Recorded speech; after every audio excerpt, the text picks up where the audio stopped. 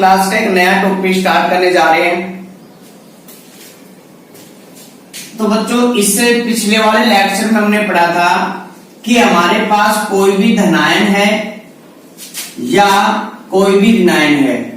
जब कोई भी धनायन और ऋणायन जो किस अवस्था में होते हैं, गैसीय अवस्था में होते हैं, तो हम कह सकते हैं कि धनायन और ऋणायन आपस में मिलकर जब एक मोल यौगिक का एक मोल यौगिक का यानी कि कंपाउंड का जब निर्माण करते हैं, तो उसमें जो एनर्जी रिलीज होती है, जो एनर्जी मुक्त होती है, उस एनर्जी को बच्चों क्या कहते हैं?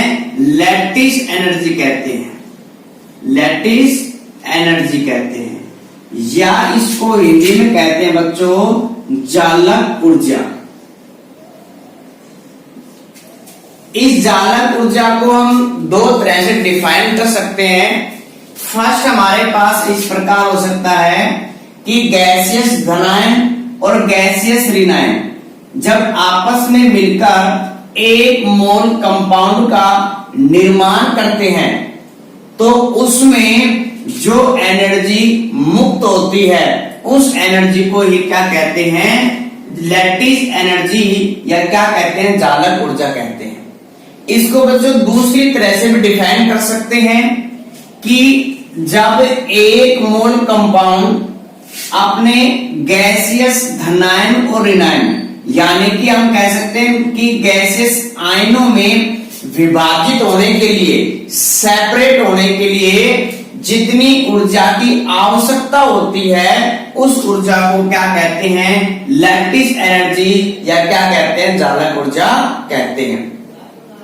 फिर जो हमारे पास बच्चों की जो लैटिस एनर्जी है, किसी भी कंपाउंड के लिए हम डायरेक्ट नहीं निकाल सकते हैं, यानी कि जालक ऊर्जा का मान हम किसी डायरेक्ट मेथड से नहीं निकाल सकते हैं।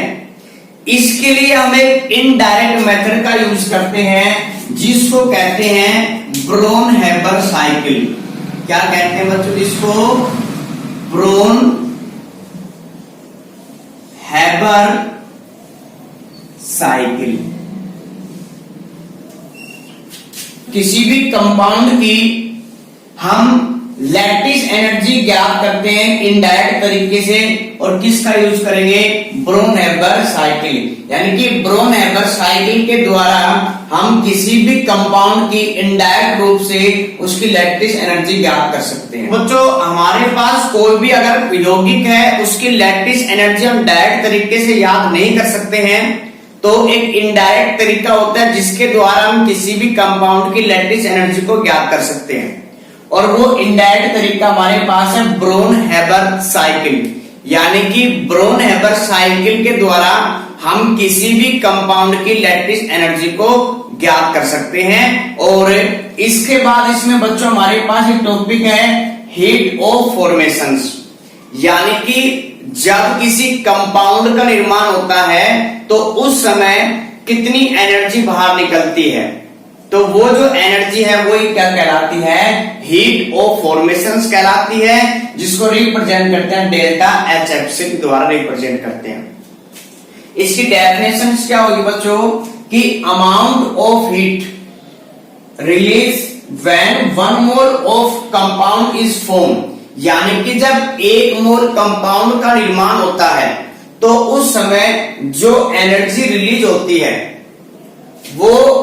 वो ही क्या कहलाती है? Heat of formations.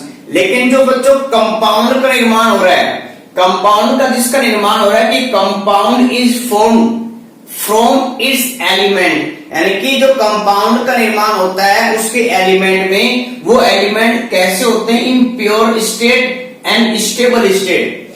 यानी कि जब 1 मोल जो कंपाउंड है उसका निर्माण उसके एलिमेंट से, उनके तत्वों से, जो प्योर स्टेट में और स्टेबल स्टेट में होते हैं, अगर उनसे किसी 1 मोल कंपाउंड का निर्माण होता है, तो उस समय जो एनर्जी रिलीज होती है, जो एनर्जी निकलती है, उसे हम क्या कहते हैं? हीट ऑफ फॉर्मेशन एनर्जी कहते हैं। इसको एक एग्जांपल के थ्रू समझते हैं। सबसे पहले हम बात करते हैं एक एग्जाम्पल लेकर, इसमें NaCl सोडियम क्लोराइड का निर्माण कैसे होता है। तो सोडियम क्लोराइड का निर्माण होता है सोडियम। तो सोडियम बच्चों जनरली किस स्टेट में पाया जाता है? सॉलिड स्टेट में, ठोस अवस्था में पाया जाता है। तो यहाँ पे हमने लिख दिया क्या? C में S, यानी कि जो सोडियम है वो प्योर स्टेट में, स्टेबल स्टेट में किस में पाया जाता है? सॉलिड अवस्था में, ठोस अवस्था में पाया जाता है। जबकि बच्चों जो हमारे पास क्लोरीन है वो स्टेबल स्टेट में किसके रूप में पाए जाते हैं? क्लोरीन गैस के रूप में पाई जाती है। अब हम जब इसकी अभिक्रिया कराएंगे तो किसका निर्माण होगा? NaCl, जो कैसा बनेगा? सॉलिड बनेगा। ठीक है बच्चों, अब हमारे पास इसको संतुलित करने के लिए हमने यहाँ पे क्या लिख दिया? हाफ। तो एक Na और एक Cl क्या बनाएंगे? NaCl।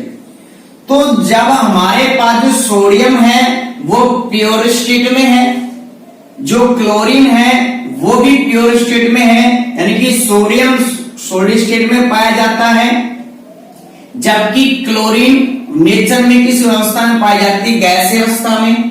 तब इनसे अगर किसी कंपाउंड का निर्माण होगा तो उसमें जो एनर्जी निकलेगी वो क्या कहलाएगी? हीट ऑफ फॉर्मेशन एनर्जी कहलाएगी, जिसको रिप्रेजेंट करते हैं किसके द्वारा? डेल्टा HF के द्वारा रिप्रेजेंट करते हैं। ठीक है, तो यानी कि जब आपके पास कोई भी कंपाउंड, उनकी जो एलिमेंट है उनके प्योर स्टेट से बन रहे हैं, तो आपके पास जो एनर्जी रिलीज होगी उसको कहते हैं हीट ऑफ फॉर्मेशन कहते हैं। लेकिन अगर ये तो हमारे पास वन स्टेप की प्रोसेस, इसमें अगर हम देखते हैं एक्चुअल में प्रोसेस कैसे होती है, तो बच्चों ये हमारे पास क्या है? सोडियम है। किस स्टेट में है? सॉलिड स्टेट में है। तो सबसे पहले हम क्या करेंगे बच्चों? इसकी स्टेट में चेंज करेंगे। तो सोडियम जो सॉलिड स्टेट में था उसको हमने कन्वर्ट किया किसमें? गैसेस स्टेट में। अब इसके लिए हमें क्या देनी पड़ेगी बच्चों? एनर्जी देनी पड़ेगी, और जो एनर्जी है वो कहलाती है सब्लिमेशन एनर्जी कहलाती है। यानी कि अगर आपके पास कोई भी एटम किस स्टेट में है? आपके पास सॉलिड स्टेट में है, ठोस अवस्था में है, अगर आप उसको गैसीय अवस्था में प्राप्त करना चाहते हो या उसी अवस्था में चेंज करना चाहते हो, तो आपको जो एनर्जी देनी पड़ेगी वो क्या कहलाती है? सब्लिमेशन एनर्जी कहलाती है। अब हमारे पास क्या है? गैसियस एटम है। ये आपने बच्चों 10th क्लास में पढ़ा था। किसी गैसियस परमाणु से, किसी गैसियस परमाणु के बाह्यतम कोश से एक इलेक्ट्रॉन निकालने के लिए परमाणु को दी जाने वाली ऊर्जा क्या कहलाती है? आयनन एंथैल्पी कहलाती है। क्या कहलाती है? आयनन एंथैल्पी कहलाती है। तो यहां से हमारे पास जो सोडियम है वो गैसियस अवस्था में है। अब आप क्या कर सकते हो? इससे इलेक्ट्रॉन निकाल सकते हो।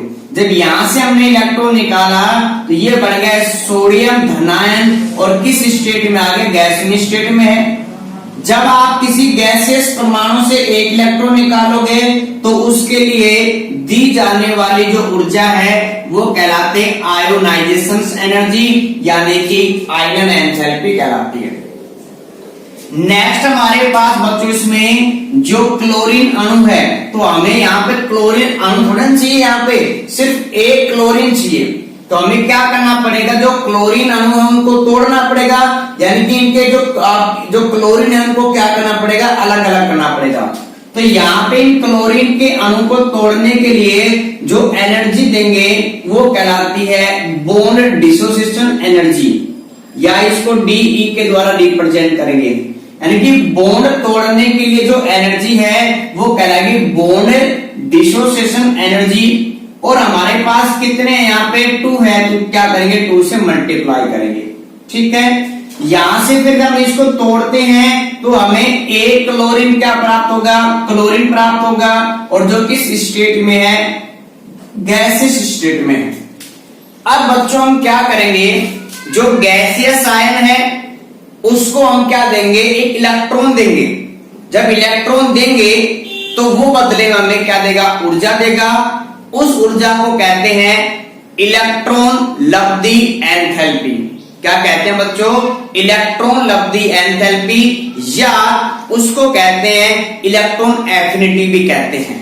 तो अगर आपके पास क्लोरीन है, आपने एक इलेक्ट्रॉन दिया इसको, तो ये बन गया हमारे पास क्या, क्लोराइड आयन। किस स्टेट में है, गैसियस स्टेट में है, और जो आपने इसको एनर्जी दी वो कहलाएगी इलेक्ट्रॉन एफिनिटी, इलेक्ट्रॉन एफिनिटी कहलाएगी। तो अब आपके पास जो गैसियस धनायन भी है और गैसियस ऋणायन भी है। अब आपको क्या करना है, इन धनायन और ऋणायन को आपस में संयोग करना है और किसका निर्माण करना है, NaCl का क्या करना, आपको निर्माण करना है। अब इससे पहले हम पढ़ चुके हैं कि गैसियस धनायन, गैसियस ऋणायन आपस में जब मिलकर किसी कंपाउंड का निर्माण करते हैं, एक मोल कंपाउंड का निर्माण करते हैं, तो उस समय जो एनर्जी रिलीज होती है, जो एनर्जी निकलती है, वो एनर्जी क्या कहलाती है, लैटिस एनर्जी कहलाती है। लैटिस एनर्जी या क्या कहलाती है बच्चों, जालक ऊर्जा कहलाती है। ठीक है। अब हमारे पास बच्चों आपको याद रखना है इसमें कि एक होती है एनर्जी पॉजिटिव नेगेटिव सिंबल में। जब हम एटम को ऊर्जा देंगे, यानी कि जब परमाणु को ऊर्जा देंगे, तो उसके लिए जो सिंबल आएगा वो क्या आएगा, पॉजिटिव। और जब परमाणु से हमें ऊर्जा मिलती है, जब परमाणु से ऊर्जा मिलती है, तो हम किसका यूज करेंगे, नेगेटिव यूज का। ये पॉइंट बच्चों आपको याद रखना है, ये आपके काम आएगा। तो यहां पे हमारे पास सोडियम सॉलिड से किस में है, गैसियस में, तो हमें ऊर्जा देनी पड़ी। ठीक है। और जो ऊर्जा दे रहे हैं वो क्या कहलाती है, सब्लिमेशन एनर्जी कहलाती है। तो ऊर्जा दे रहे हैं तो इसके लिए वैल्यू क्या आएगी, प्लस की। तो यहाँ पे हमारे पास सब्लिमेशन जो एनर्जी है उसके लिए कौन सा चिन्ह यूज करेंगे, प्लस का चिन्ह यूज करेंगे। नेक्स्ट बच्चों हमारे पास जो सोडियम जो गैसियस स्टेट में, उससे हमने एक इलेक्ट्रॉन निकाला, तो एटम को एनर्जी देनी पड़ेगी, और जो एनर्जी देंगे वो क्या कहलाते हैं, आयोनाइजेशन एनर्जी कहलाती है। तो एनर्जी दे रहे हैं तो इसके लिए सिंबल क्या आएगा, प्लस का। नेक्स्ट हमारे पास जो डिसोसिएशन एनर्जी होती है, जो विदलन एनर्जी होती है, वो क्या कर रहे हैं, हम दे रहे हैं एटम को, तो इसकी वैल्यू भी क्या आएगी, प्लस में। लेकिन जब क्लोरीन जो आपके पास क्लोरीन गैसीय परमाणु है, उसको आप इलेक्ट्रॉन दे रहे हो, तो बदले में क्या मिलेगी, ऊर्जा। तो जो कहलाएगी क्या, आयोनाइजेशन एनर्जी, और इसकी वैल्यू क्या होगी, नेगेटिव होगी। अब जब गैसियस धनायन और गैसियस ऋणायन आपस में मिलते हैं तो एनर्जी रिलीज होती है, और जो एनर्जी रिलीज होती है उसको कहते हैं लैटिस एनर्जी कहते हैं, जालक ऊर्जा। तो इसके लिए भी क्या चिन्ह आएगा, नेगेटिव चिन्ह आएगा। अब हमें ज्ञात करना है इसमें हीट ऑफ फॉर्मेशंस, यानी कि डेल्टा HF। डेल्टा HF, तो जो आपके पास ये वन स्टेप प्रोसेस में जो एनर्जी मिली है वो इक्वल होती है, किसके इक्वल होती है, जो अनेक पदों में जो आपके रासायनिक अभिक्रिया हुई है उसमें जो जो एनर्जी निकलती है या जो एनर्जी देनी पड़ती है उनके योग की क्या होती है, बराबर होती है। तो यहाँ पे डेल्टा HF इक्वल होगी। देखो ये जो हमारे पास सब्लिमेशन एनर्जी है, इसको हमने एटम को दिया, जब एटम को देंगे तो एनर्जी क्या, प्लस। तो यहाँ पे आपको लिखना पड़ेगा प्लस SE, क्योंकि जो सब्लिमेशन एनर्जी वो क्या कर रहे हैं, इसमें एटम को दे रहे हैं। आयोनाइजेशन एनर्जी ये भी हम एटम को दे रहे हैं, तो ये भी क्या आएगी, प्लस IE। ठीक है बच्चों। नेक्स्ट हमारे पास है डिसोसिएशन एनर्जी, तो ये भी हम एटम को दे रहे हैं, तो प्लस DE/2। नेक्स्ट जो हमारे पास आयोनाइजेशन एनर्जी है या इलेक्ट्रॉन एफिनिटी जो एनर्जी है वो हम एटम को क्या कर रहे हैं, एटम से प्राप्त कर रहे हैं। इसके लिए क्या आएगा, -EA इलेक्ट्रॉन एफिनिटी। और जो लैटिस एनर्जी है वो भी हमें क्या कर रहे हैं बच्चों, मिल रही है, तो हम इसको लिख सकते हैं लैटिस और एनर्जी, LE लैटिस एनर्जी। तो ये बच्चों हमारे पास पूरा इसका फॉर्मूला आ गया कि आप इसके द्वारा किसी भी कंपाउंड की जो हमारे पास हीट ऑफ फॉर्मेशन एनर्जी है वो ज्ञात कर सकते हो, ठीक है। और इसी फॉर्मूले से आप क्या कर सकते हो, इसमें जो आपके पास ये लैटिस एनर्जी है वो भी निकाल सकते हो। तो ये हमारे पास एक फॉर्मूला है जिसकी सहायता से हम क्या एनर्जी ज्ञात कर सकते हैं, और ये क्या कहलाएगा आपके पास में ब्रोन-हेबर साइकिल कहलाएगा। अब बच्चों इसी को हम एक नेक्स्ट एग्जांपल से समझते हैं कि किस प्रकार हम फिर से किसी भी एग्जांपल के लिए हीट ऑफ फॉर्मेशन एनर्जी को ज्ञात कर सकते हैं। तो आपकी बार जो हमारे पास बच्चों है कि मैग्नीशियम किस स्टेट में मिलेगा, सॉलिड स्टेट में होगा। अब इसकी रिएक्शन करा रहे हैं किससे, ऑक्सीजन। ऑक्सीजन बच्चों क्या होती है, गैस होती है, यानी कि जो ऑक्सीजन है वो प्योर स्टेट का, इसकी गैसेस स्टेट होगी इसमें। जब इसकी रिएक्शन कराएंगे तो हमें क्या मिलेगा, मैग्नीशियम ऑक्साइड। क्या मिलेगा बच्चों, मैग्नीशियम ऑक्साइड मिलेगा। अब जो हमें एनर्जी, यानी कि जो हमारे पास ये जो आपके पास कंपाउंड है ये प्योर स्टेट में है, स्टेबल में है। अब इनसे जो आपको एनर्जी मिलेगी, यानी कि जब आपके पास कोई भी कंपाउंड, एक मोल कंपाउंड उनकी प्योर स्टेट से बनता है तो उस समय जो एनर्जी रिलीज होती है उसको कहते हैं हीट ऑफ फॉर्मेशन। अब ये जो मैकेनिज्म है ये संतुलित नहीं है। यहाँ पे ऑक्सीजन कितनी बार बच्चों, एक बार, यहाँ पे कितनी बार, 2 बार। तो इसको संतुलित करेंगे तो ये आ गया 1/2। फिर से हमारे पास जो मैग्नीशियम है वो किस स्टेट में है, सॉलिड स्टेट में है। तो इसको क्या करेंगे, सबसे पहले इसको गैसियस स्टेट में लेके आएंगे। तो गैसियस स्टेट में लेके आएंगे तो एनर्जी क्या होगी, देंगे इसमें सब्लिमेशन एनर्जी दे रही है तो इसकी वैल्यू कैसी आएगी, प्लस में आएगी। फिर जो हमारे पास गैसियस है इसमें अब आप इससे इलेक्ट्रॉन निकालोगे तो आपको क्या देनी पड़ेगी, ऊर्जा। लेकिन सबसे पहले हमने क्या निकाला, एक इलेक्ट्रॉन। तो यहाँ पे चार्ज आ गया प्लस का, और ये किस स्टेट में, गैसियस स्टेट में। जब यहां से आपने किसी भी एटम से यानी कि उदासीन गैसियस परमाणु से एक इलेक्ट्रॉन निकाला तो उसके लिए जो एनर्जी देंगे वो क्या कहलाएगी, आयोनाइजेशन एनर्जी। एक इलेक्ट्रॉन निकाला इसमें तो इसके लिए हमने दिया 1, इसके लिए जो वैल्यू क्या आएगी, पॉजिटिव। अब हमें क्या चाहिए, Mg+2। तो जो मैग्नीशियम होता है वो +2 के रूप में संयोग करता है।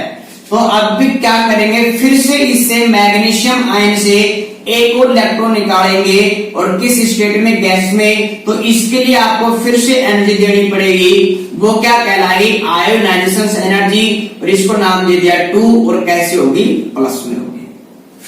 नेक्स्ट बच्चों हमारे पास फिर से क्या है, O2 मॉलिक्यूल है। हमें सिर्फ क्या चाहिए, ऑक्सीजन चाहिए। तो इसको क्या करना पड़ेगा, तोड़ना पड़ेगा, और क्या देनी पड़ेगी, डिसोसिएशन एनर्जी देनी पड़ेगी। विदलन ऊर्जा देंगे इसमें, और क्या करेंगे, बाई 2। तो यहां से हमें क्या मिलेगा, ऑक्सीजन किस स्टेट में मिलेगा, गैसियस स्टेट में। अब हमें इसका क्या प्राप्त करना, ऋणायन, यानी कि इसको इलेक्ट्रॉन देंगे। जब इस ऑक्सीजन को एक इलेक्ट्रॉन देंगे तो बदले में क्या मिलेगी, ऊर्जा। वो ऊर्जा क्या कहलाती है बच्चों, इलेक्ट्रॉन एफिनिटी ऊर्जा मिल रही है। तो उसके लिए चार्ज क्या करेंगे, माइनस का चिन्ह आएगा। तो ये हमें मिला O- और क्या मिला, गैसेस। अभी हमारे पास ये O2- नहीं है, ऑक्सीजन पे चार्ज क्या होता है, -2 होता है इसमें। तो फिर से हम क्या करेंगे, इसको एक इलेक्ट्रॉन देंगे। अब एक इलेक्ट्रॉन देंगे बच्चों यहाँ पे, तो यहाँ पे जो एनर्जी इलेक्ट्रॉन दे रहे हैं, ठीक है, ऑक्सीजन पे चार्ज कैसा है, प्लस माइनस का, इलेक्ट्रॉन पे चार्ज कैसा है, माइनस का। तो अब की बार हमें जो ऊर्जा है वो क्या करनी पड़ेगी, देनी पड़ेगी। क्या करनी पड़ेगी, देनी पड़ेगी। और जो एनर्जी है इसमें वो क्या कहलाएगी, इलेक्ट्रॉन एफिनिटी, लेकिन किस में आएगी, प्लस में आएगी। ठीक है बच्चों, यहाँ पे कैसे आएगी, माइनस में, ये कैसी है, प्लस में है। और नेक्स्ट हमें क्या मिल गया, O2-, O-2 किसमें, गैसियस स्टेट में। अब उसके बाद हम क्या करते हैं इसमें कि हमारे पास जो गैसियस धनायन है, गैसियस ऋणायन है, ये दोनों आपस में कंबाइन होंगे और कंबाइन होकर किसका निर्माण करेंगे, 1 मोल कंपाउंड का निर्माण करेंगे। तो इसमें जो एनर्जी निकलेगी वो क्या कहलाएगी बच्चों, लैटिस एनर्जी। लैटिस एनर्जी कहलाएगी, या बच्चों इसको क्या कहेंगे, चालक ऊर्जा कहेंगे। और इसकी वैल्यू भी कैसी होगी, माइनस की होगी। अब इसके लिए अगर हम बात करें इसमें कि हीट ऑफ फॉर्मेशंस, तो यहाँ पे जितनी वैल्यू पॉजिटिव में उसको पॉजिटिव जोड़ दो और जो नेगेटिव में उसको क्या कर दो, घटा दो। तो सब्लिमेशन एनर्जी किसमें है, प्लस में है, तो सब्लिमेशन एनर्जी प्लस में। फिर हमारे पास आयोनाइजेशन एनर्जी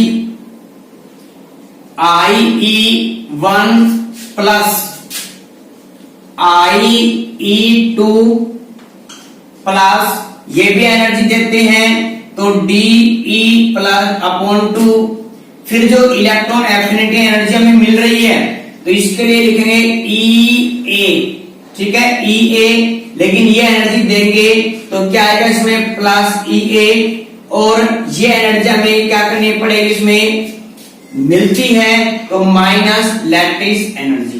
तो ये आपके पास पूरा फॉर्मूला है इसमें। तो आप इसी प्रकार से किसी भी मैकेनिज्म्स के लिए आप हीट ऑफ फॉर्मेशंस निकाल सकते हैं। नेक्स्ट बच्चों हमारे पास सेकंड जो केमिकल बॉन्ड है वो हमारे पास है कोवलेंट बॉन्ड या सहसंयोजक बॉन्ड। ये जो बंध है कब निर्माण होता है बच्चों, जब हमारे पास कोई भी 2 एटम है, ए और बी एटम माना हमने, जब ये इलेक्ट्रॉनों की क्या करते हैं, शेयरिंग करते हैं। और इलेक्ट्रॉनों की शेयरिंग करने से जो बंध बनता है वो क्या कहलाता है, इसमें कोवलेंट बॉन्ड कहलाता है या सहसंयोजक बंध। लेकिन इसमें इंपॉर्टेंट जो पॉइंट है बच्चों, कि जो हमारे पास शेयरिंग इलेक्ट्रॉन यानी कि जो साझे के जितने भी इलेक्ट्रॉन होते हैं उनमें से आधे जो इलेक्ट्रॉन है वो एक परमाणु के द्वारा दिए जाएंगे और आधे इलेक्ट्रॉन एक परमाणु के द्वारा दिए जाएंगे। अब जो हमारे पास ये सहसंयोजक बंध है उसमें इलेक्ट्रॉन की शेयरिंग क्यों होती है, तो इसके लिए हमने पढ़ा था बच्चों ऑक्टेट रूल, कि कोई भी जो आपके पास एटम है वो इलेक्ट्रॉन की शेयरिंग इसलिए करता है ताकि वो अपने बाह्यतम कोश में 8 इलेक्ट्रॉन को क्या कर ले, पूरा कर ले। अब ये जो आपके नेक्स्ट जो आपके पास कोवलेंट बॉन्ड है, इसको स्टार्ट करने से पहले बच्चों इसी का कुछ पार्ट हम पहले पढ़ चुके हैं। यानी कि इसको पढ़ने से पहले आपको पढ़ना पड़ेगा लुईस स्ट्रक्चर, नेक्स्ट आपको पढ़ना पड़ेगा इसमें ऑक्टेट रूल और ऑक्टेट के अपवाद। ये बच्चों आपको क्या करेगा, इसमें आपको YouTube पे सर्च करना है कि octet rule by Vipin sir. अगर आप ये आपको क्या करना है, सर्च करना है और आपको वीडियो मिल जाएगी। आपको उसमें से क्या करना है कि आपको ऑक्टेट रूल पढ़ना है और लुईस स्ट्रक्चर किस प्रकार बनाते हैं वो आपको पढ़ के आना है इसमें। फिर हम इसके जो आगे का जो टॉपिक है वो नेक्स्ट लेक्चर में स्टार्ट करेंगे। तो बच्चों सबसे पहले आप जो ऑक्टेट रूल उसको कंप्लीट रूप से सीख के आना। फिर आपको नेक्स्ट हम पढ़ाएंगे कोवलेंट बॉन्ड। कोवलेंट बॉन्ड कब पड़ेगा बच्चों, जब इलेक्ट्रॉन की क्या होती है, शेयरिंग होती है।